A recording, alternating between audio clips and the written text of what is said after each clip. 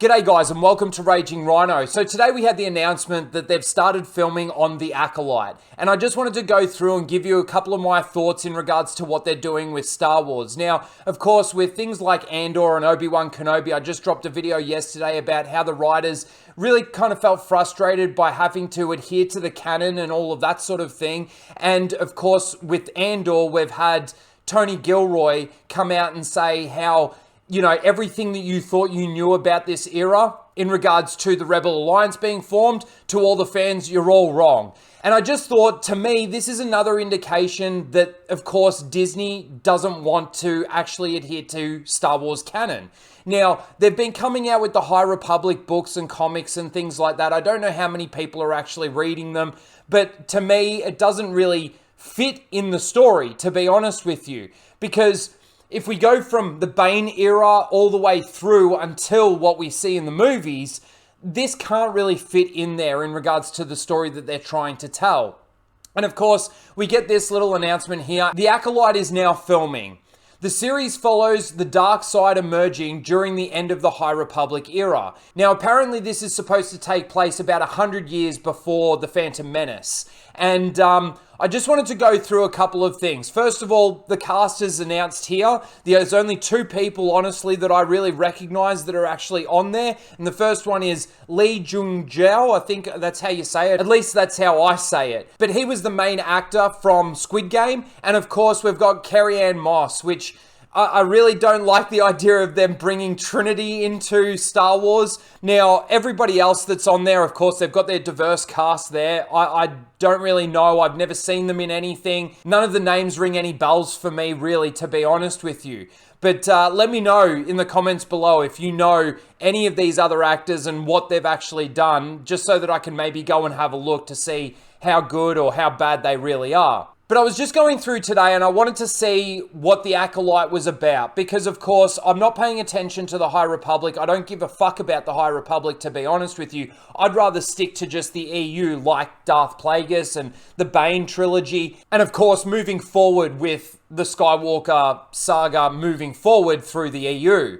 But I saw this. A new description for the Acolyte. A former Padawan reunites with her former master to investigate a series of crimes, but the forces they confront are more sinister than they ever anticipated. And of course, that's really the only description that we get from that. But I also wanted to go through and see what some of the Star Wars fans, or should I say the Disney SEALs, were actually saying about it, and I came across this little nugget. With the setting of the Acolyte being 100 years before Phantom Menace, and the premise heavily focusing on the rising threat of the dark side, I'd be more shocked if Plagueis and his master weren't in it. This feels like it's very much setting up a canon retelling of Plagueis. Based on what I was talking about yesterday on the video that I put out yesterday about how the writers really were frustrated by the canon in regards to Obi-Wan Kenobi and how they wanted to try and tell their own story, but they had to adhere to canon.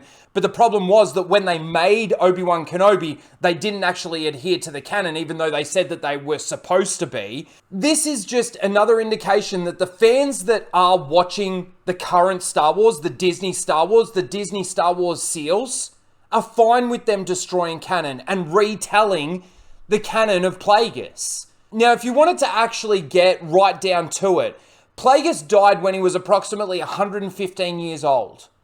So that means that if this takes place 100 years before the Phantom Menace, because essentially he dies or he gets killed by Sidious during the events of the Phantom Menace, then he's only 15 years old when this takes place. What kind of story could you tell of the dark side rising with Plagueis only being 15 years old? And this is the thing that I hate about what Disney is actually doing with Star Wars. It's the fact that they are rewriting the canon. They are rewriting Star Wars. And all those stories, all those beloved stories out there are being pushed to the side just so that they can have their creative freedom, but they don't actually understand what Star Wars is. I'd be very interested to see what they actually do in this show to actually destroy the story of essentially Plagueis' story. Because if this takes place 100 years before Phantom Menace and it's right after the High Republic, well then what is the story going to be? Who is rising in the dark side? It can't be Sidious. And I don't think that there can be too much of Plagueis and his master. I bet you this person doesn't even know who Plagueis' master is. As I mentioned before, this is what I hate about what they're doing with Disney Star Wars, is it is rewriting essentially the history of Star Wars. The canon, the lore, and the continuity of it is being destroyed on the altar of them wanting creative freedom. And I don't know whether or not there's too much wokeness or diversity and all this kind of stuff. I know there was with the sequel trilogy, and I know that they do it with things like Obi-Wan Kenobi, with Reva and characters like that. There's definitely a lot of female characters and a lot of pushing the message in the Andor series. Now, again, I don't have a problem with having female characters or anything like that. There are plenty of good ones out there. Mara Jade, Jaina Solo. There's so many good, Leia. There's so many good characters that are female in the Star Wars universe. But of course, they've just got to put their messaging in there, like what I was saying in my last video with the Andor series. The only people that I see praising it are the people that want to ship characters together, or they just talk about the surface level visuals and things like that, or it's about them putting the real world messaging in. That's all it really comes down to. Like, oh, good to see police brutality in the Andor show. You know, it's good to see them portraying the Empire as bad because nobody ever knew that the Empire was bad. In all honesty, I don't really know what this show is supposed to be. I don't know who this show is supposed to attract in regards to an audience. It's going to attract the High Republic audience, but how minute is that in comparison to the grand scheme of the Star Wars fan base? Especially the Star Wars fan base that's checked out of things like Andor. Hence why nobody's watching it other than the Disney SEALs. I don't like this because not only have the creators of Star Wars admitted that they don't care about canon, they don't want to adhere to the canon, they get frustrated by having to be tied down by certain canon elements. And yes, this does give them a little bit more freedom because it's not as fleshed out, but it is still fleshed out enough that what they're doing is destructive to George Lucas's Star Wars.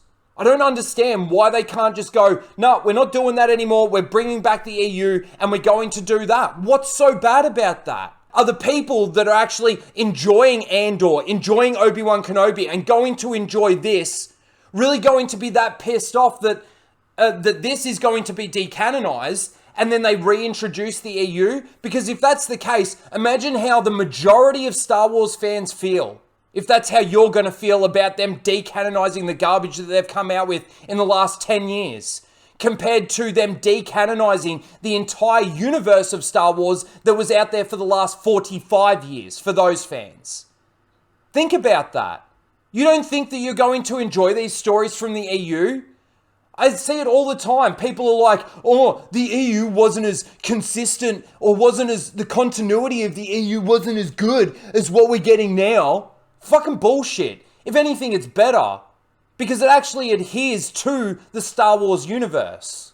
Anyway, that's my thoughts on this. Good on them for starting filming. I don't really give a fuck. And I probably will just tune in just to see what they actually do because that's what I care about. I care about Star Wars. And people want to say, Rhino, you're just going to watch it for hate. Well, if it's not good, then I'm going to tell people it's not good. And I'm going to give my evidence of why it's not good. And of course, not only are the creators willing to destroy canon, but so are the fans. The fans that are currently invested in the Disney Star Wars canon, the Disney Star Wars universe, are more than happy for them to retell Plagueis' story within the canon. That just tells me that this person wasn't a Star Wars fan before Disney took it over. Anyway, that's my thoughts on it. Let me know what you guys think in the comments below. Please don't forget to like, share, and subscribe, and we'll see you in the next one. Later, guys.